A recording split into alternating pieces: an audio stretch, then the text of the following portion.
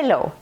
Let's talk about job applicants in a manufacturing environment because apparently there is no talent out there. Let me ask you a few simple questions. Why should I want to work for you and not for Mercedes? What makes you as a boss or as an employer different and unique? How do you treat me when I come for a job interview? I want to explain how everything will change when you shift your mindset.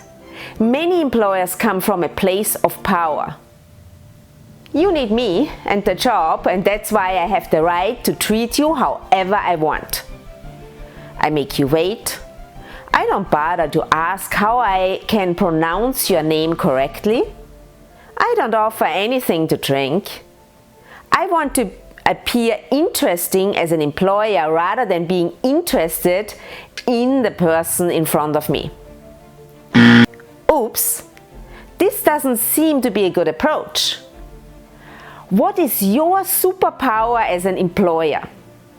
What are the characteristics of your ideal employee? What expectations do you have of yourself and the job candidate?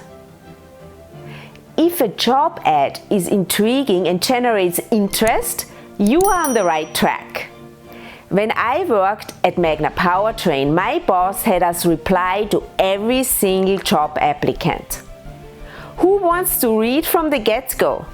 Thank you for your interest in this job. However, we will only reply if you are a suitable candidate.